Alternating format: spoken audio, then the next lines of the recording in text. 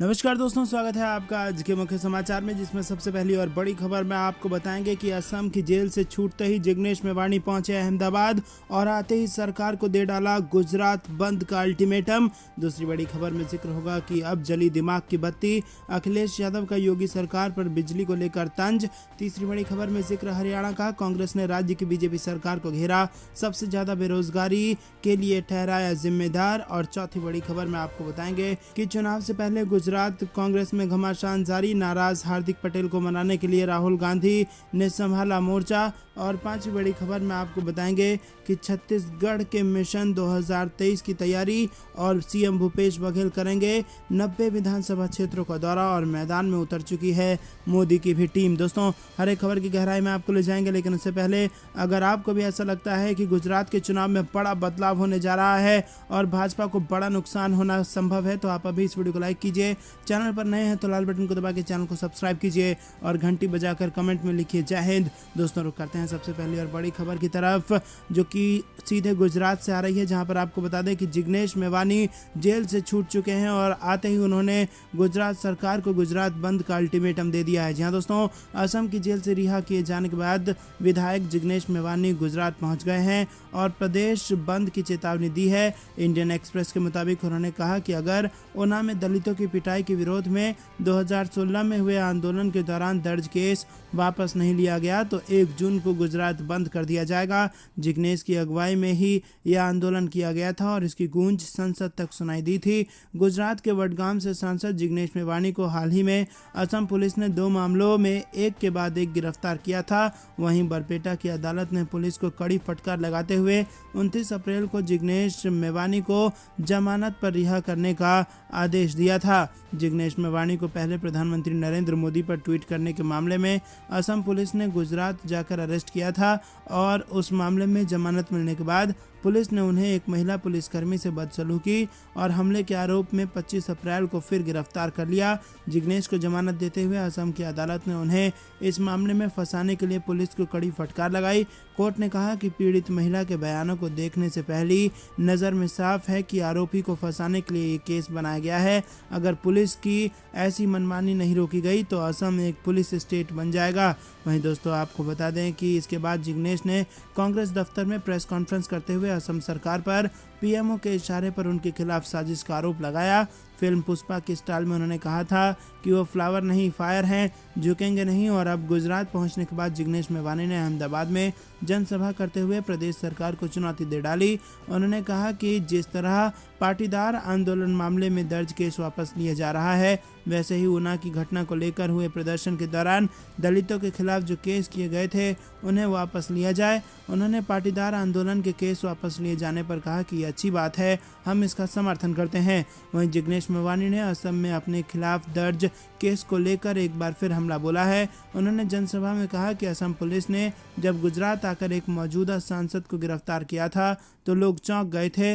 उन्होंने आरोप लगाया कि ये सब बीजेपी और आरएसएस के खिलाफ मेरी मुहिम की वजह से किया गया था। मैं लोगों को कसम दिला रहा हूं कि बीजेपी को वोट ना दें और आरएसएस की शाखाओं में ना जाएं, इससे वो लोग परेशान हैं। जिग्नेश ने उन्हें जमानत देते हुए पुलिस के खिलाफ कड़ी टिप्पणी करने वाले जज की तारीफ की और उन्होंने कहा कि आजकल ऐसे लोगों की संख्या बहुत कम हो गई है जिनमें रीढ़ है, लेकिन मैं उस जज को सलाम करता हूं जिन्होंने मजबूत रीढ़ दिखाई है। दोस्तों, रुक करते हैं अगली बड़ी खबर की तरफ। अब जली दिमाग की बत्ती, अखिलेश यादव का योगी सरकार पर बिजली को लेकर तंज। जी हां दोस्तों, समाजवादी पार्टी के अध्यक्ष अखिलेश यादव ने सीएम योगी आदित्यनाथ की ओर से बिजली विभाग में सुधार को लेकर दिए गए आदेश पर तंज कसा है। उन्होंने कहा है कि 5 साल सरकार चलाने के बाद अब सरकार के दिमाग की बत्ती जली है।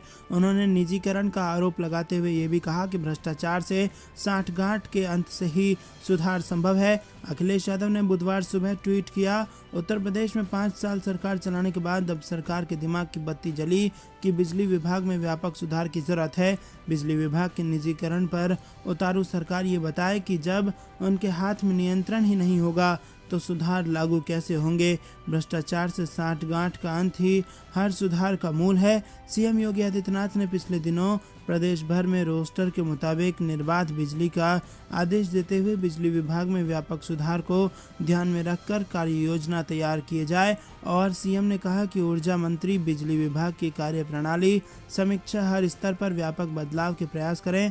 उन्होंने कहा कि बिजली बिल के समय से भुगतान के लिए उपभोक्ताओं को प्रोत्साहित किया जाना चाहिए। दोस्तों, रुक करते हैं अगली बड़ी खबर की तरफ। हरियाणा से ये बड़ी खबर आ रही है। कांग्रेस ने राज्य की भाजपा सरकार को घेरा और सबसे ज़्यादा बेरोजगारी के लिए ठहराया जिम्मेदार। जी हाँ दोस्तों, आपको बता दें कि हरियाणा में बेरोजगारी के मुद्दे को लेकर कांग्रेस ने मनोहर लाल खट्टर की अगुवाई वाली बीजेपी सरकार को निशाने पर लिया है।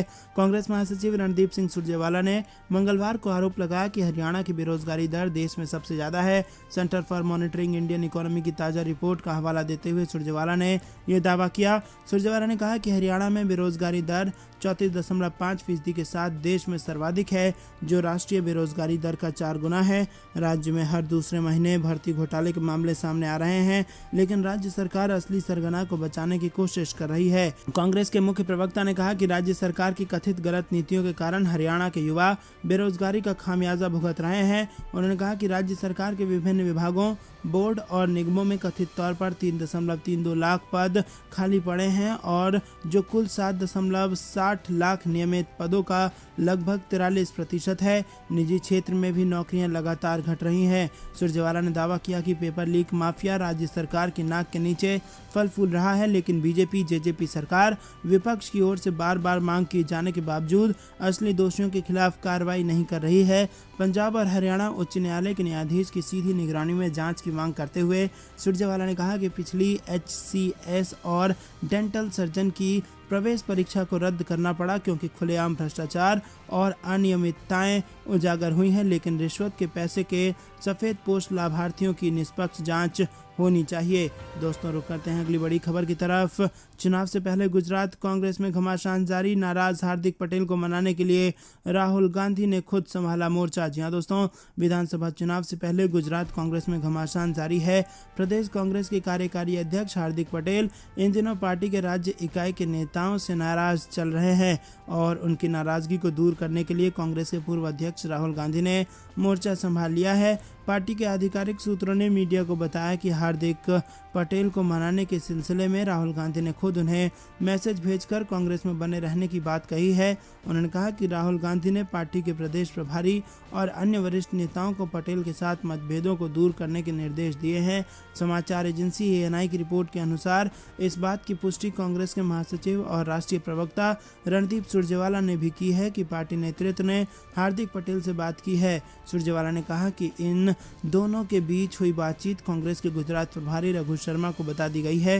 हालांकि इस बात को लेकर जब प्रदेश प्रभारी रघु शर्मा से बात की गई तो वो इसके लिए उपलब्ध नहीं हो सके। आपको बता दें कि हार्दिक पटेल गुजरात प्रदेश कांग्रेस के अधिकारियों और वरिष्ठ नेताओं की ओर से तरजीह नहीं दिए जाने से नाराज हैं। उन्होंने सोमवार को अपने ट्विटर बायो में कांग्रेस और अपनी प्रोफाइल पिक्चर से पार्टी के चिन्ह की तस्वीर हटा ली।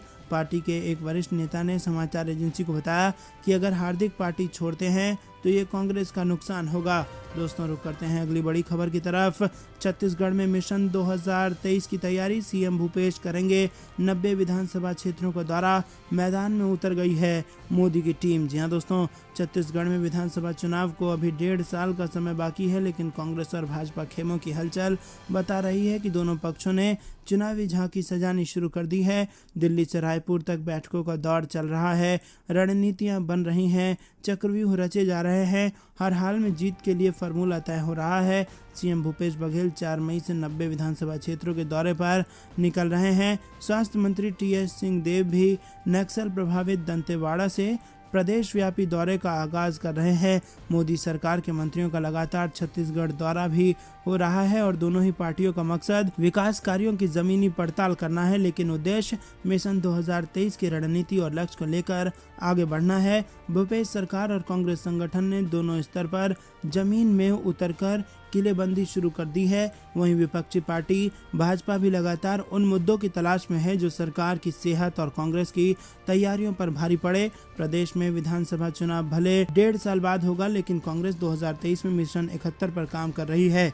इधर भाजपा पर कांग्रेस के विजय रथ को रोकने का टेंशन है और खैरागढ़ उपचुनाव में ऐतिहासिक जीत के बाद कांग्रेस व सत्ता पक्ष का मनोबल आसमान पर है। सीएम भूपेश बघेल जनता का फीडबैक लेने 90 विधानसभा सीटों पर जाएंगे, तो संगठन भी चुनावी रणनीतियों को धार देने में जुट रही है और प्रदेश में भाजपा कांग्रेस की तैयारियों ने सियासी पारा भी गर्म कर दिया है। दोस्तों, रुक करते